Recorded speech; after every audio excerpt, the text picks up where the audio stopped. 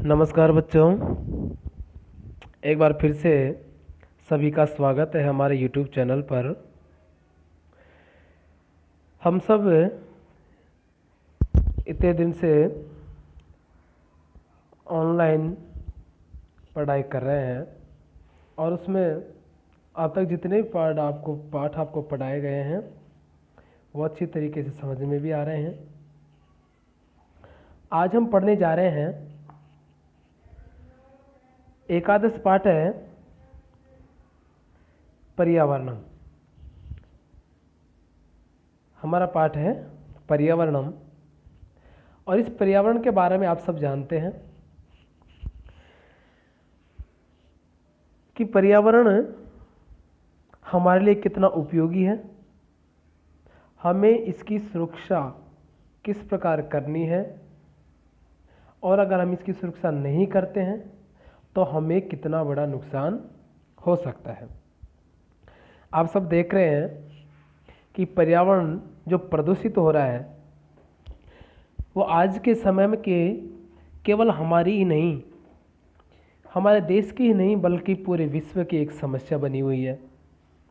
इस पर्यावरण के प्रदूषण को रोकने के लिए कई प्रकार के प्रयास किए भी जा रहे हैं। तो उसके बारे में, उस पर्यावरण के बारे में हमें किस प्रकार इसकी रक्षा करनी चाहिए, यह हमारे लिए कितना उपयोगी है, इसके बारे में हम आज पढ़ेंगे हमारे एकादश पाठ में। चलो आइए शुरू करते हैं। पर्यावरण प्रस्तुतो अयम पाठ्यांश है। प्रस्तुतो अयम पाठ्यांश है, ये पाठ का अंश पर्यावरणम यानी पर्यावरण विषयक लघु निबंधोस्ति, यानी पर्यावरण के बारे में एक छोटा निबंध है, यानी जिसके बारे में हमें इसमें पढ़ेंगे एक निबंध के रूप में। अत्याधुनिक जीवन शैल्याम, अति आधुनिक जीवन शैली में प्रदूषणम प्राणिनाम पुरतः अभिशाप रूपेण समायातम। आधुनिक जीवन शैली मतलब आज के युग में जो टेक्नोलॉजी चल रही है, कई प्रकार के जो विज्ञान ने नई नई खोज की है वो हमारे लिए कुछ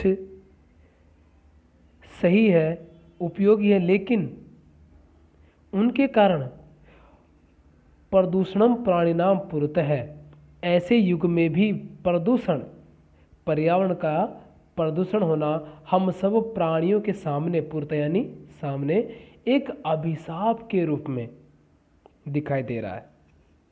यानी बिल्कुल एक अभिशाप सा हमें दिखाई दे रहा है कि आज के युग में नई नई टेक्नोलॉजी आ रही है, विज्ञान का युग है, लेकिन जो पर्यावरण की जो समस्या है वो अभी तक खत्म नहीं होने वाली है, क्योंकि वो धीरे धीरे बढ़ती जा रही है। पर्यावरण का प्रदूषण होना नई नई टेक्नोलॉजी के साथ बढ़ता जा रहा है। नदी नाम वारी मलिनम संजातम। नदी नाम वारी यानी नदियों का जो जल है, वारी यानी क्या होता है जल, मलिनम यानी गंदा, संजाते में होता जा रहा है। शनै शनै धरा निर्वनम जायमानास्ति, और धीरे धीरे जो धरती है वो भी निर्वनम यानी बिना वृक्षों वाली, यानी धीरे धीरे वनों की जो कमी होती जा रही है, वृक्ष काटे जा रहे हैं, तो जिसके कारण हमारी जो धरा है वो एक प्रकार से खाली होती जा रही है, वन रहित होती जा रही है। यंत्रेभ्यो निसरित वायुना वातावरणम विषाक्तम रुजाकारकम च भवति। यंत्रेभ्यो यंत्रों के द्वारा, बड़े बड़े जो कल कारखाने लगाए जा रहे हैं, चल रहे हैं, बड़ी बड़ी फैक्ट्रियाँ चल रही है, उनसे निकला हुआ जो धुआं होता है उसे कई प्रकार की गैस निकलती है और वातावरण विषाक्तम, जिससे हमारे वातावरण को बहुत जहरीला, रुजाकरणम यानी बहुत विषाक्त बना देती है। वृक्षाभावात प्रदूषण कारणांच बहुना पशु पक्षिणा जीवनमेव संकटापन्नम दृश्यते।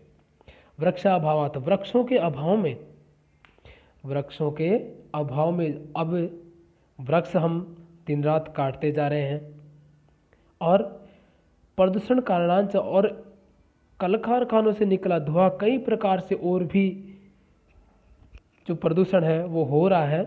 इसके कारण बहुनाम बहुत सारे पशु पक्षी ना जीवन में, बहुत सारे पशु पक्षियों का जो जीवन है वो भी संकट में दिखाई दे रहा है।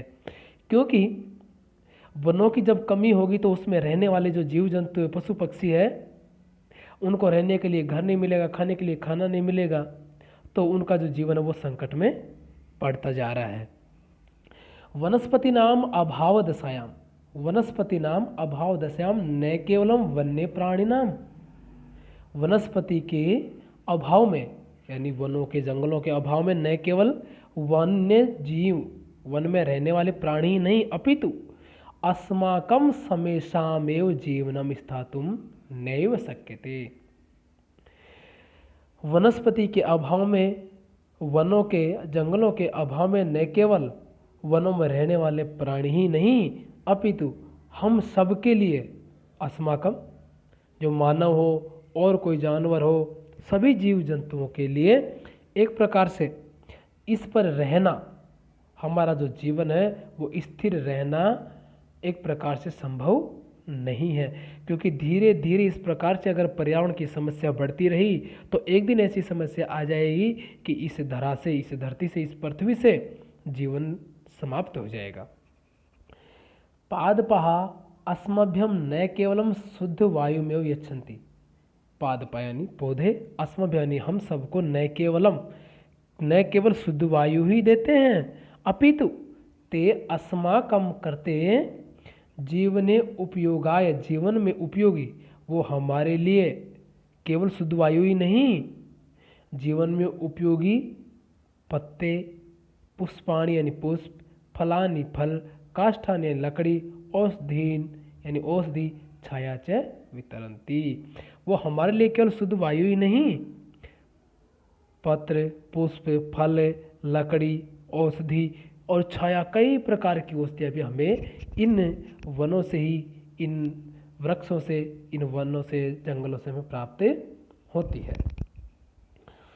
अस्माद हेतु, अस्माद हेतु अस्माकम कर्तव्यम, अस्माद हेतु, अब इसके लिए जब ये वन, ये वृक्ष, ये पर्यावरण हमें इतनी चीज देता है तो इसमें हमारा क्या कर्तव्य बनता है? यद वयम वृक्षारोपणम तेषां संरक्षणम जल शुचिता करणम ऊर्जायाः संरक्षणम उद्यान तडागादीनां शुचितापूर्वक पर्यावरण रक्षणार्थं प्रयत्नं कर्तुं कुर्याय अनेनेन। यानी इस प्रकार से हमें जब पर्यावरण से हमें इतनी अच्छी चीज़ें मिलती है तो हमारा भी कर्तव्य बनता है कि हमको वृक्षारोपण करना चाहिए, पेड़ लगाने चाहिए और तेसाम संरक्षण, उनकी सुरक्षा भी करनी चाहिए, जल शुचिता करना और हमें जल का बचाव भी करना चाहिए। यानी व्यर्थ में जब आप नहाते हैं तो टंकी खोल के रख देते हैं, पानी चलता रहता है, हम थोड़े में नहाए चाहे ज़्यादा में लाए तो पानी बेकार होता है, उसको भी हमें बचाना है। ऊर्जा या संरक्षण, ऊर्जा का भी संरक्षण करना चाहिए। उद्यानम तड़ागादिनाम, बगीचे और तालाब आदि का भी हमें यानी दोहन नहीं करना चाहिए, यानी सही रूप में उनका उपयोग करना चाहिए। पर्यावरण संरक्षण आय प्रयत्नम कुर्यात अनेने, यानी हमें उन सब की, हमें एक प्रकार से उस पर्यावरण की जो हमें सब कुछ देता है हमें बिल्कुल सुरक्षा करनी चाहिए।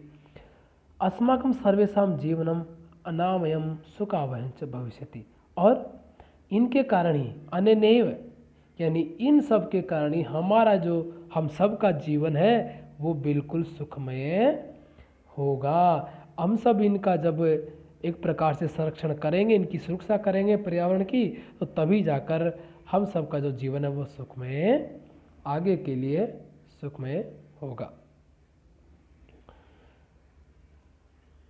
आगे हम प्रकृति समेषाम प्राणिनाम संरक्षणाय यतते। प्रकृति यानी ये जो प्रकृति है वो हम सबके प्राणों की यानी एक प्रकार से रक्षा करती है, संरक्षणाय यतते, यानी हमें बिल्कुल सुरक्षित रखने का प्रयत्न करती है हमारी प्रकृति।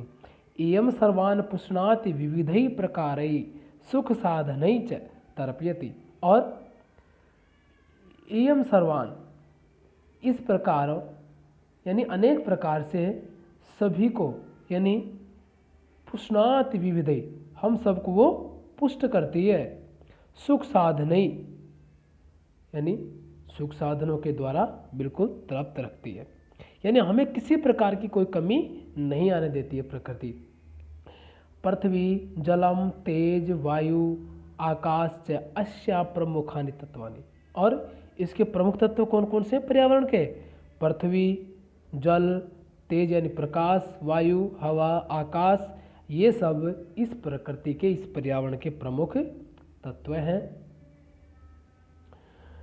तान्येव मिलित्वा, ये जो सारे तत्व हैं, ये प्रकृति के पर्यावरण के जो तत्व सारे मिलकर ही पृथक्तया व अस्माकं पर्यावरण रचयन्ति, वो बिल्कुल हमारे लिए ये सारे मिलकर ही हमारे लिए एक वातावरण की रचना करते हैं, अच्छे पर्यावरण की रचना करते हैं, बनाते हैं। आवृयते परित समन्तात लोकः अनेन इति पर्यावरणम, यानी चारों ओर से आवृयन्ते, आवरण यानी परित यानी चारों तरफ से, ये जो आवरण है यानी चारों ओर जो आवृत किया गया है वही पर्यावरण कहलाता है। हमारे चारों तरफ जो दिखाई देता हमें वही तो पर्यावरण है, यानी एक प्रकार से हमें ढककर रखता है, चारों तरफ से आच्छादित करके रखता है। जैसे यथा अजात शिशुषु मातृगर्भे सुरक्षित तिष्ठति तथैव मानव पर्यावरण कुक्षौ, कि जिस प्रकार से अजात शिशु जो बच्चा माँ के गर्भ में जिस प्रकार से सुरक्षित रहता है, उसी प्रकार से मानव भी पर्यावरण की गोद में, पर्यावरण की कोख में सुरक्षित रहता है। तो हमें क्या करना चाहिए? हमेशा पर्यावरण की सुरक्षा करनी चाहिए, रक्षा करनी चाहिए। परिष्कृतम प्रदूषण रहितम च पर्यावरणम, परिष्कृतम यानी शुद्ध और प्रदूषण रहित जो पर्यावरण है, अस्मभ्यम हम सब के लिए सांसारिक जीवन सुखम सद्विचार सत्य संकल्पम मांगलिक सामग्री च प्रददाति, और शुद्ध और प्रदूषण रहित जो पर्यावरण है वही हम सब के लिए, हम सब सांसारिक जो जीवन है उसको सुखमय बनाता है, अच्छे विचार देता है, सत्य और संकल्प देता है हमें, और मांगलिक यानी शुभ सामग्रियाँ, अच्छी अच्छी सामग्रियाँ वो हमें प्रदान करता है। प्रकृति कोपहि आतंकितो जनः किम कर्तुम प्रभवति। अब देखिए, प्रकृति को भी अगर मान लीजिए प्रकृति हमारे ऊपर क्रोध करती है, आतंकित करती है हमें, तो जने किम कर्तुम प्रभवति, लोग क्या कर सकते हैं? अगर मान लीजिए प्रकृति हमारे ऊपर क्रोध करती है, कैसे कैसे क्रोध? जैसे जल प्लावने यानी बाढ़ आ जाना, अग्नि भय एकदम से आग लग जाना, भूकंप आ जाना, वात्या चक्रे बहुत तेज चक्रवात आ जाना, उल्कापातादिभिश्च और आसमान से उल्का पिंडों का गिरना, संतप्तस्य मानवस्य क्व मंगलम।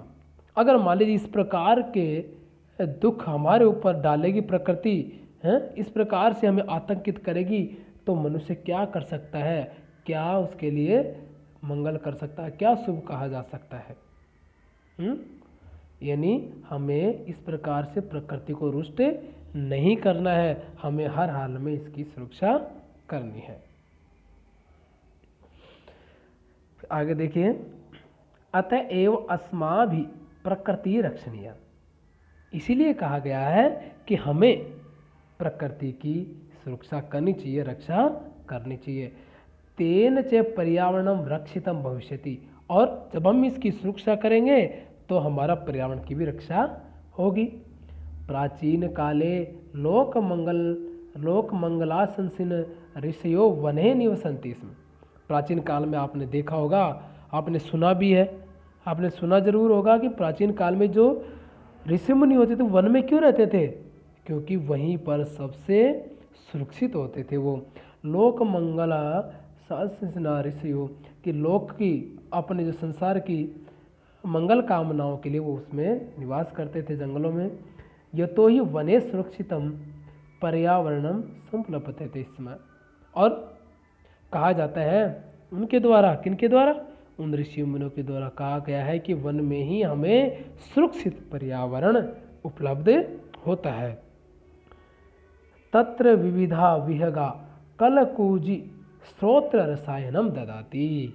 और उन जंगलों में आपने जब कभी घूमने जाते हैं, बगीचों में आप घूमने जाते हैं, तो वहाँ देखते हैं कि विभिन्न प्रकार के पक्षियों की जो आवाज़ है, कलकूज नाम उनकी जो आवाज़ है, वो स्रोत रसायन हमारे कानों को बहुत अच्छी लगती है। ऐसी आवाज़ें हमें वो प्रदान करते हैं। कौन? ये प्रकृति हमें प्रदान करती है। वहाँ की बहुत अच्छी अच्छी आवाज़ें हमें वहाँ पर सुनाई देती है। आगे हैं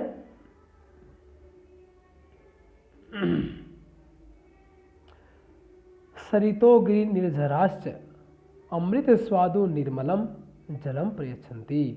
सरितो यानी नदियाँ, गिरि यानी पर्वत, निर्झरा यानी झरने, अमृतम स्वादु अमृत स्वरूप स्वादिष्ट, निर्मल यानी शुद्ध जल हमें प्रदान करते हैं। नदियाँ, झरने, पर्वत आदि से हमें बहुत स्वादिष्ट अमृत के समान शुद्ध जल हमें प्रदान करते हैं। बिल्कुल वृक्षालतास्य फलानि पुष्पाणि ईंधन काष्ठानि च बाहुल्येन समुपहरन्ति। और ये जो वृक्ष हैं वो लताएं, फल, पुष्प, ईंधन, लकड़ी यानी बहुत अधिक मात्रा में हमें वहाँ से प्राप्त होती है। कहाँ से? वनों से। उस प्रकृति से ही, उस वातावरण से, उस जंगलों से, उस वनों से हमें वृक्ष, लता, फल, फूल, लकड़ी, ईंधन बहुत अधिक मात्रा में प्राप्त होती है।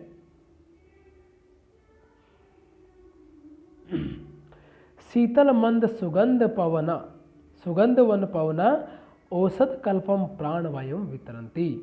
शीतल, शीतल यानी ठंडी ठंडी, मंद यानी धीरे धीरे चलने वाली जो हवा होती है, सुगंधित, उसमें सुगंधित आना, वन की पवन जो वन में जो चलती है औषधि के समान, ऐसी शीतल मंद सुगंधित जो हवा उस वनों में चलती है वो एक प्रकार से औषधि का काम करती है, यानी दवाई का काम करती है। औषधि के रूप में हमें प्राणवायु प्रदान करती रहती है। उस जंगलों में, उस वनों में जो पेड़ पौधे हैं, वो प्रकृति है, हमें बिल्कुल अच्छी अच्छी प्राणवायु, बिल्कुल ठंडी, मंद मंद चलने वाली शीतल औषधि के रूप में प्राणवायु प्रदान करती रहती है।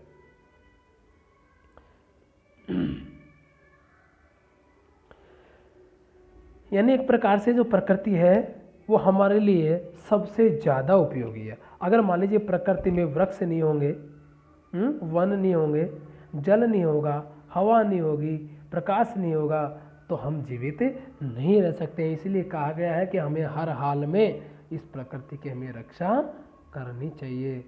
तो आप सब जानते हैं कि हमें प्रकृति की रक्षा किस प्रकार से करनी है। फिर कहा गया है कि परंतु स्वार्थ अंधो मानव। देखिए, फिर भी हमें सब कुछ देती है प्रकृति, लेकिन फिर भी अपने स्वार्थ के कारण, अपने स्वार्थ में अंधा जो मानव है वो पर्यावरणम अध्यनास्यति, उस आज भी उस पर्यावरण का नाश कर रहा है। हम सब कुछ जानते हुए भी उस पर्यावरण को बिल्कुल, यानी अपने थोड़े से लाभ के लिए ही बिल्कुल उसका नाश करते जा रहे हैं। स्वल्प लाभाय जना बहुमूल्यानि वस्तूनि नाशयन्ति। अपने थोड़े से लाभ के लिए बहुमूल्य जो चीज़ें हैं, जो बहुमूल्य वस्तुएं हैं, उनको भी हम नष्ट करते जा रहे हैं। जना यंत्रागाराणाम विषाक्तम जलम नद्याम निपात्यन्ति। क्या करते हैं? जो कल कारखानों से जो विषाक्त जो जल निकलता है, प्रदूषित जो जल होता है, उसको हम नदियों में छोड़ देते हैं। तेन मत्स्यादि नाम जलचराणाम च क्षणेनैव नाशः भवति। और जिसके कारण क्या होता है कि मछलियाँ आदि जो जल में रहने वाले जीव जंतु हैं वो एक क्षण में ही खत्म हो जाते हैं, उनका नाश हो जाता है। नदी जलमपि तत्सर्वथा अपेयम जायते। और जिसके कारण जो नदियों का जल है वो प्रदूषित हो जाता है, दूषित हो जाता है, बहुत ज़्यादा जहरीला हो जाता है। तो उससे जो नदी में रहने वाले जीव जंतु वो भी मर जाते हैं, और जो नदी का जो जल होता है वो भी अपेयम यानी पीने योग्य नहीं रहता है। मानवा व्यापार वर्धनाय वन वृक्षान निर्विवेकम छिदन्ति। जो मानव है वो अपने व्यापार को बढ़ाने के लिए वनों और वृक्षों को निर्विवेकम यानी बिना सोचे समझे काटता हुआ जा रहा है। यानी एक प्रकार से अपने व्यापार को बढ़ाने के लिए बहुत ज़्यादा यानी अत्यधिक मात्रा में वनों को काट रहा है इंसान। तस्मात् अवृष्टि प्रवर्धते। और जिसके कारण अवृष्टि यानी बारिश का ना होना, सूखा पड़ना ये हो रहा है। वन पशवस्य शरण रहिता। वन के रहने वाले जो पशु पक्षी हैं वो शरण रहित हो गए, यानी उनके घर उजड़ गए। अब वो कहाँ जाए छिपने के लिए? ग्रामेषु उपद्रव विदधति। जिसके कारण वो इधर उधर गाँव में भागते हैं और वहाँ पर उपद्रव मचाते हैं, क्योंकि उनको रहने के लिए वन में अब जगह नहीं है तो वो इधर उधर गाँव में उपद्रव करते रहते हैं। शुद्ध वायुरपि वृक्ष कर्तनात् संकटापन्न हो जाते। और वृक्षों को काटने के कारण अब जो शुद्ध वायु हमें प्राप्त होती थी वो भी अब बिल्कुल संकट में आ गई है कि अब वो शुद्ध वायु हमें प्राप्त नहीं हो रही है। एवं ही स्वार्थांध मानवो विकृतिम उपगता प्रकृति एवं सर्वेषां विनाशकर्त्री भवति। यानी अब स्वार्थ में अंधे मानव के द्वारा विकार को प्राप्त प्रकृति ही उसका विनाश करने वाली हो गई है। अब मानव तो अपने स्वार्थ में अंधा हो गया, उसको नुकसान पहुंचाना प्रकृति को, तो प्रकृति भी उसको विनाश करने वाली ही हो गई। यानी अगर मान लीजिए प्रकृति के जो जल था वो विषाक्त हो गया, अगर मान लीजिए कोई प्यासा व्यक्ति नदी का जल पिएगा तो वो भी उसके लिए विनाशकारी ही होगा, क्योंकि प्रकृति भी अब हमारे लिए विनाशकारक हो गई है धीरे धीरे।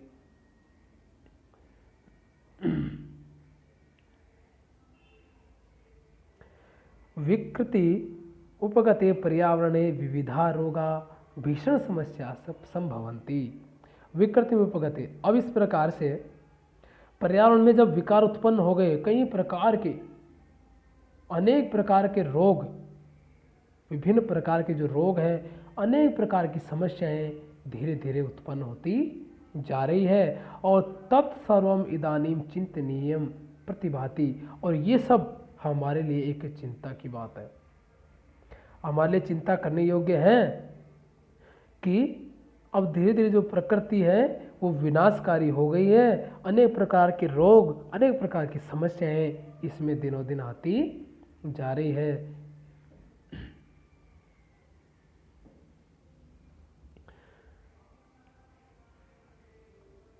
आगे है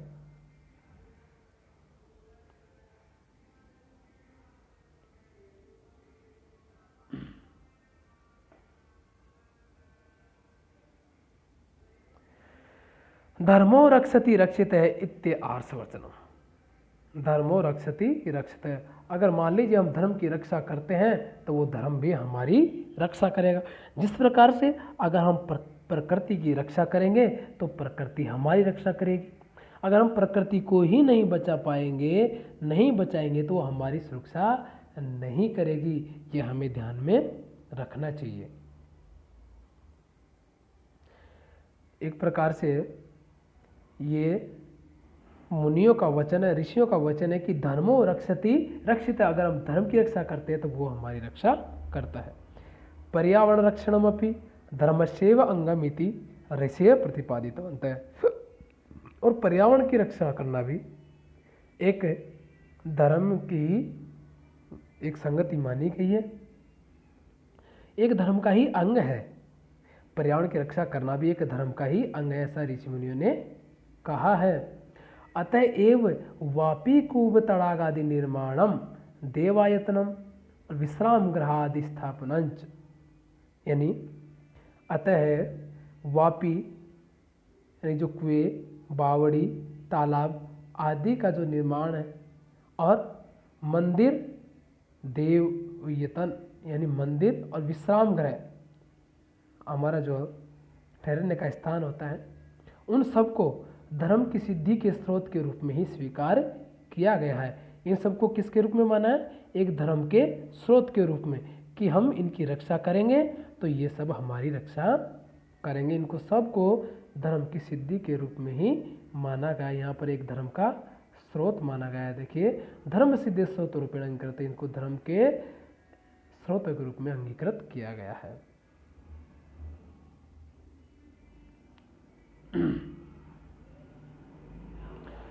कुक्कुर, सुकुर, सर्प, नकुल आदि स्थलचरा और मत्स्य, कच्छप, मकर प्रभृति जलचराश्च अपि रक्षणीय। देखिए, अब कई प्रकार के जीव जंतु है, अगर हम उनको खत्म कर देते हैं, वो यहाँ से खत्म हो जाते हैं, तो एक संतुलन बिगड़ जाता है। प्रकृति का जो संतुलन होता है वो बिगड़ जाता है और कई प्रकार की समस्या आने लग जाती है। जैसे कुत्ते होते हैं, सुअर, सर्प, नेवले, ये सब स्थलचर होते हैं, यानी ये धरती पर चलने वाले हैं। और मत्स्य यानी मछली, कछुआ, मगरमच्छ आदि जल में रहने वाले हैं। अपि रक्षणीय आयत है, इन सबकी में रक्षा करनी चाहिए। क्यों करनी चाहिए? ते स्थल मलानाम अपनदेनम जलम मलानाम अपहरणंच। स्थलचर यानी जो थल में रहने वाले होते हैं, कुकर, सुअर, सर्प, नेवला आदि, ये उसको साफ सफाई में रखते हैं। और मछलियाँ, कछुए और मगरमच्छ आदि है वो पानी को साफ रखते हैं, क्योंकि उसमें जो कीट मकोड़े होते हैं उन सबको ये खा जाते हैं, उनकी साफ सफाई रख देते हैं। अगर मान लीजिए ये सब हम खत्म कर देंगे, ये सब पृथ्वी पर नहीं रहेंगे, तो पानी भी गंदा हो जाएगा और हमारी जो प्रकृति है वो भी बिल्कुल गंदी हो जाएगी। प्रकृति रक्षया एवं लोक रक्षा संभवती इत्यत्र नास्ति संशय। इस प्रकार कहा गया है कि प्रकृति की रक्षा से ही, यानी प्रकृति की रक्षा के द्वारा ही इस संसार की रक्षा होती है, इसमें कोई संदेह नहीं है। यानी हमें हमेशा प्रकृति की रक्षा करनी चाहिए, तभी प्रकृति हमारी रक्षा करेगी और हमारा जीवन सुचारू रूप से चल पाएगा। हमारे जीवन को चलाने के लिए हमें हमेशा प्रकृति के साथ जीना सीखना है, प्रकृति की सुरक्षा करनी है। तो इस प्रकार से हमें इसमें कोई संशय नहीं करना चाहिए। अधिक से अधिक पेड़ लगाने चाहिए और उनकी हमें सुरक्षा भी करनी चाहिए। तो हमारा ये पाठ, इसका हिंदी अर्थ पूर्ण होता है। अब आप इसके शब्दार्थ पढ़ेंगे और इसके प्रश्नोत्तर हम पढ़ते हैं। आगे प्रश्नोत्तर देख लेते हैं। पहला प्रश्न देखिए, मानव है कुत्र सुरक्षित तिष्ठति, कि मानव कहाँ पर सुरक्षित रहता है। तो ये तो आपको पता है कि प्रकृति की गोद में सुरक्षित रहता है। पर्यावरण कुक्षौ, यानी पर्यावरण कुक्षौ यानी पर्यावरण की कोख में। सुरक्षितम पर्यावरणम कुत्र उपलब्धते, सुरक्षित पर्यावरण कहाँ उपलब्ध होता है? वन में। यानी सुरक्षित पर्यावरण हमें कहाँ प्राप्त होता है? वन में। हमें वन में सबसे सुरक्षित पर्यावरण प्राप्त होता है। अगला प्रश्न है, आर्षवचनम किमस्ति। आर्षवचन यानी शुभ वचन जो है वो क्या है, जो उन्होंने मुनियों ने कहे हैं हमें। आर्षवचनम किमस्ति, कि धर्मो रक्षति रक्षित है, धर्मो रक्षति रक्षित है, धर्मो रक्षति रक्षित है। हमें धर्म की रक्षा करनी है तो फिर धर्म भी हमारी रक्षा करेगा। अगला प्रश्न है, पर्यावरणमपि कस्य अंगमिति। पर्यावरण भी किसका अंग है? ये ऋषियों ने कहा है। किसका अंग है? तो वो धर्म का अंग बताया गया है। ये हो जाएगा धर्मस्य अंग। लोक रक्षा कया संभवती, यानी इस लोक की, संसार की रक्षा किस प्रकार संभव है? प्रकृति रक्षेव, यानी हमें प्रकृति की रक्षा करके ही इस संसार की रक्षा करनी है। अजात शिशु कुत्र सुरक्षित तिष्ठति, यानी अजात शिशु मातृ गर्भ में ही सुरक्षित रहता है। कहाँ रहता है? मातृ गर्भे, माता के गर्भ में सुरक्षित रहता है। प्रकृति ही केसाम संरक्षणाय यतते, यानी प्रकृति किसके संरक्षण के लिए हमेशा प्रयत्न करती है? तो होगा प्राणी नाम, यानी सभी प्राणियों के लिए हमेशा प्रयत्न करती रहती है। दूसरा प्रश्न, दूसरे प्रश्न में आपको वही प्रश्नों के उत्तर लिखने हैं। मैं आपको समझाता हूँ थोड़ा। प्रकृति प्रमुख तत्वानि कानि सन्ति, प्रकृति के प्रमुख तत्व कौन कौन से हैं? तो उसमें आपने पढ़ लिया है, पृथ्वी, जल, तेज, वायु, आकाश, ये उसके प्रमुख तत्व हैं। अगला है स्वार्थ अंधे मानव किम करोति, स्वार्थ में जो अंधा मानव है, स्वार्थ के बस में जो मानव हो जाता है, वो क्या करता रहता है? पर्यावरणम नाशयति, वो पर्यावरण का क्या कर देता है? नाश कर देता है। पर्यावरणम नाशयति, ठीक है। अगला है पर्यावरणे विकृते जाते किम भवति, पर्यावरण में विकृतियाँ यानी जो विकार हो गए हैं वो क्या क्या हो गए? जैसे मान लीजिए विविधा रोगा भीषण समस्या, यानी विभिन्न प्रकार के रोग, विभिन्न प्रकार के रोग और समस्याएं हो गई है। अस्माभि पर्यावरण से रक्षा कथम करनिया, हमें पर्यावरण की रक्षा किस प्रकार करनी है? वृक्षारोपणम कृत्वा स्थल चरान जल चरान वृक्षांच रक्षयित्वा पर्यावरण से रक्षा करनिया। हमने पीछे पढ़ा है कि पर्यावरण से रक्षा कथम करनी, पर्यावरण की रक्षा में किस प्रकार करनी चाहिए। तो सबसे पहले तो आता है वृक्षारोपण, सबसे पहले आता है वृक्षारोपण करके, फिर स्थल पर रहने वाले जीव जंतुओं को बचाकर, फिर जल में रहने वाले जीव जंतुओं को बचाकर, इन सब की रक्षा करके हमें पर्यावरण की रक्षा करनी है। लोक रक्षा कथम संभवती, इस संसार की रक्षा किस प्रकार संभव है? तो प्रकृति रक्षैव लोक रक्षा संभवती, इसमें हो जाएगा प्रकृति रक्षैव, प्रकृति रक्षैव लोक रक्षा संभवती। परिष्कृतम पर्यावरणम अस्मभ्यम किम किम ददाति, जो शुद्ध पर्यावरण हमें क्या क्या देते हैं? ये आप सब जानते हैं, क्या क्या देते हैं? सांसारिक जीवन सुखम, सद्विचारम, सत्य संकल्पम, मांगलिक सामग्रींच प्रददाति, ये चीज़ हमें देता है। देखिए, सांसारिकम जीवन सुखम, सद्विचारम, सत्य संकल्पम और मांगलिक सामग्रींच प्रददाति, हमें सब कुछ ये देता है। तीसरा प्रश्न, तीसरे प्रश्न में आप प्रश्न का निर्माण करेंगे। मान लीजिए ये जो बड़े बड़े काले काले अक्षर जो दे रखे ये वाले, ये आपका उत्तर है और इसी के ऊपर आपको प्रश्न बनाना है। जैसे वन वृक्षः निर्विवेकम छिदन्ति, वन वृक्षा यानी वनों में वृक्षों को, है ना, निर्विवेकम छिदन्ति, निर्विवेक काटते जा रहे हैं, किसको? के, तो इसमें हो जाएगा वृक्ष कर्तनात् शुद्ध वायु न प्राप्यते, यानी वृक्ष काटने पर, अगर हम वृक्ष काट देंगे तो शुद्ध वायु भी हमें प्राप्त नहीं होगी। तो कस्मात, तो इसमें हो जाएगा कस्मात। प्रकृति जीवन सुखम प्रददाति, जीवन सुखम, प्रकृति जीवन सुखम प्रददाति, प्रकृति जीवन सुख प्रदान करती है। तो क्या प्रदान करती है? तो इसमें हो जाएगा किम, क्या के लिए होगा? किम। अजात शिशु मातृगर्भे सुरक्षित तिष्ठति, अजात शिशु जो जन्मा नहीं है शिशु, वो कहाँ पर सुरक्षित रहता है? कुत्र, यानी कहाँ, यानी कहाँ पर रहता है? तो इसमें हो जाएगा कुत्र, यानी मातृगर्भ में। पर्यावरण संरक्षणम धर्मस्य अंगम अस्ति, पर्यावरण का संरक्षण करना ही एक धर्म का अंग है, यानी कस्य, किसका अंग माना गया है? उसको धर्म का अंग माना गया, तो इसको हो जाएगा कस्य।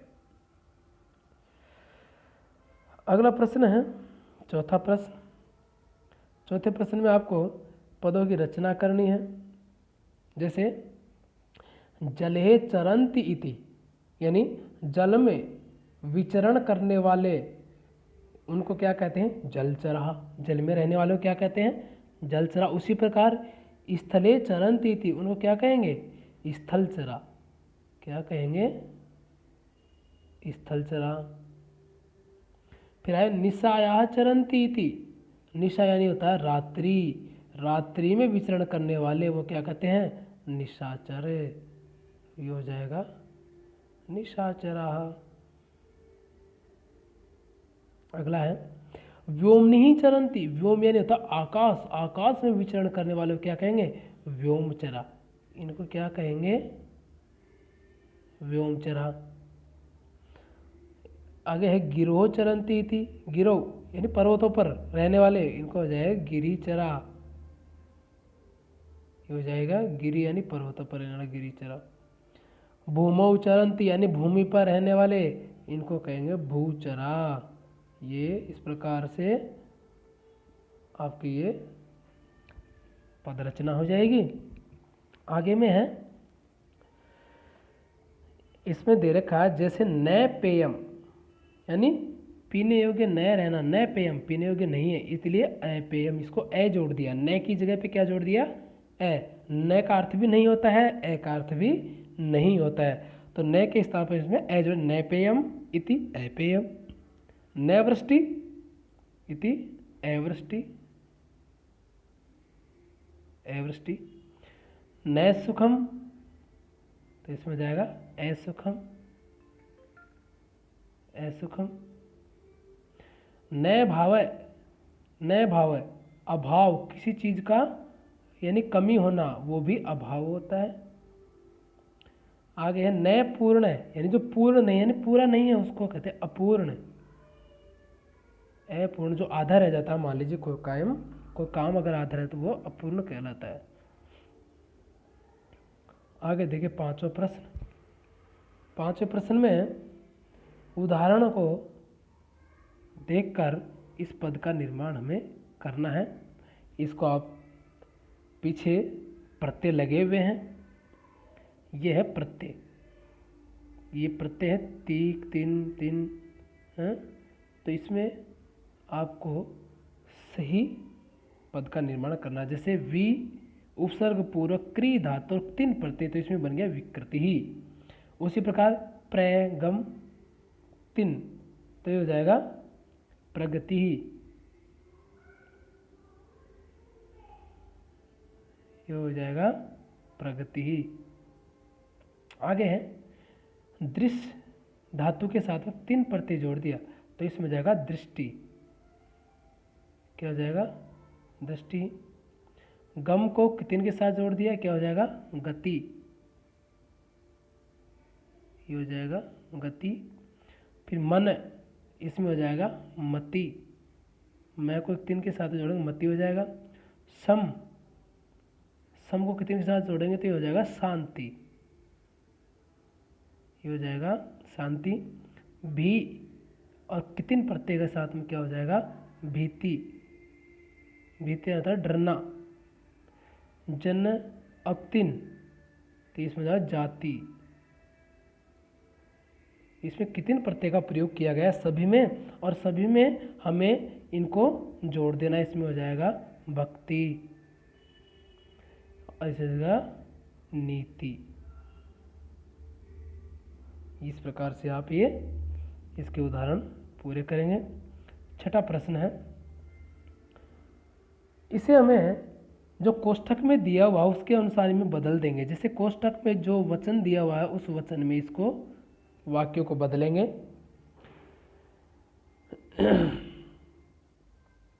जैसे स्वार्थ अंधो मानव, स्वार्थ में अंधा मानव अतः पर्यावरण नाश्यति, आज पर्यावरण का नाश कर रहा है, तो ये एक वचन में है तो इसको बहुवचन के लिए बोला गया है ना। तो ये तो एक वचन था, भी समझा होगा स्वार्थ अंधा मानवा, मानव की जगह भी मानवा हो गया, अंधों की जगह अंधा हो गया। पर्यावरण नाशयति की जगह नाशयंती हो गया, यानी इस प्रकार से इसको बहुवचन में बदल दिया हमने, हैं। तो इसको भी हम आगे बहुवचन में बदलेंगे। जैसे संतप्तस्य मानवस्य मंगलम कुतः, संतप्त मानव का यानी मंगल कहाँ, तो उसको बहुवचन में कर देंगे तो हो जाएगा संतप्तानां मानवानां मंगलम कुतः। संतप्तानां मानवानां मंगलम कुतः इसमें हो जाएगा। फिर इसमें एक वचन में करेंगे मानवा पर्यावरण कुक्षौ सुरक्षितः भवन्ति। अभी बहुवचन में दे रखा है, इसको एक वचन में करेंगे तो क्या हो जाएगा मानवः पर्यावरण कुक्षौ सुरक्षितः भवति, इसमें एक वचन हो जाएगा। फिर इसमें वन वृक्षः निर्विवेकम छिदन्ति, बहुवचन में, अब इसको एक वचन में करना है, कैसे हो जाएगा वन वृक्ष है निर्विवेकम छिद्यते, वन वृक्ष है निर्विवेकम छिद्यते। अगला है गिरि निर्जरा निर्मलम जलम प्रयच्छन्ति, द्विवचने, द्विवचन में बदलना है इनको तो हो जाएगा गिरि निर्झरौ निर्मलम जलम प्रयच्छत, तो इसका हो जाएगा प्रयच्छत। सरित निर्मलम जलम प्रयच्छन्ति, इसको बहुवचन में, तो सरित निर्मलम जलम प्रयच्छन्ति, इस प्रकार से आपका ये, इसको बदल देंगे वाक्य को, इसमें आप कर लेंगे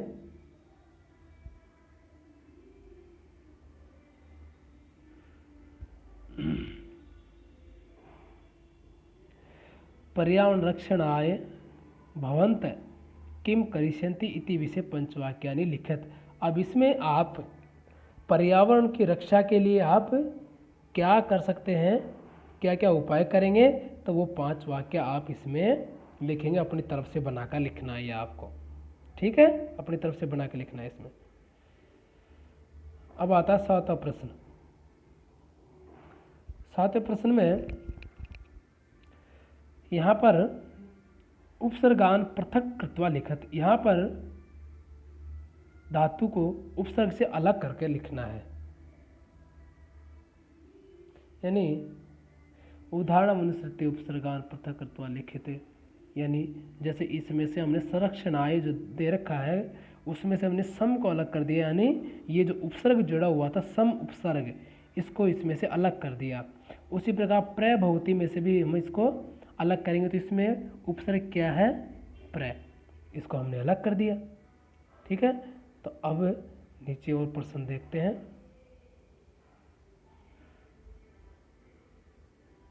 उपलभ्यते, उपलभ्यते, ये देखिए इसमें भी हम अब उसको अलग करेंगे तो इसमें हो जाएगा उप, क्या हो जाएगा उप, उपसर्ग है, इसको हम अलग कर देंगे। निवसंत यानी निवास करते हैं, निवास करते हैं तो इसमें हो जाएगा निउपसर्ग, इसमें कौन सा उपसर्ग हो जाएगा निउपसर्ग। समुपहरंती, तो इसमें क्या हो जाएगा सम, सम उपसर्ग हो जाएगा इसमें। अगला वितरंती, वितरंती में वि उपसर्ग हो जाएगा। प्रयच्छन्ति में प्रय उपसर्ग हो जाएगा। उपगता में उप उपसर्ग हो जाएगा और प्रतिभाति में प्रति उपसर्ग हो जाएगा। उस प्रकार अगला है कि उदाहरण अनुसृत्य अधोलिखिता नाम समस्त पदा नाम विग्रह लिखत। अब इसको विग्रह लिखना है, जैसे तेजो वायु, यानी तेज और वायु, तेज यानी प्रकाश और वायु हवा, अलग अलग करके लिख दिया। गिरि निर्जरा, इन दोनों को हमने एक साथ लिखा हुआ है, लेकिन अब यहाँ पे अलग अलग करेंगे। गिरय निर्जरा च, गिरि यानी पर्वत और झरना, तो इन सबको हम अलग करेंगे।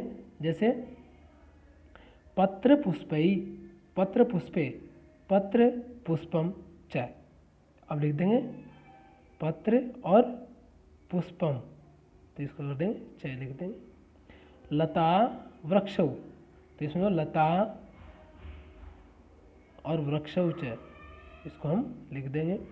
पशु पक्षी, इसमें दोनों को अलग अलग कर देंगे, पशु और पक्षी दोनों। कीट और पतंगौ, तो कीट च पतंगौ च, इस प्रकार भी आप इसको कर सकते हैं। तो इस प्रकार आपका ये पाठ अब पूर्ण होता है। इसमें आपने अच्छे तरीके से समझा, अच्छी तरीके से इसके प्रश्नोत्तर समझाए गए हैं, तो आशा करते हैं कि आपको अच्छी तरीके से समझ में आया होगा। अब आप इसको ज़रूर 2 बार पढ़ेंगे, इसके प्रश्नोत्तर करेंगे और ज़रूर अपने साथियों को बताएंगे। तो लाइक, कमेंट और शेयर करते रहिए और अपनी पढ़ाई करते रहिए। धन्यवाद।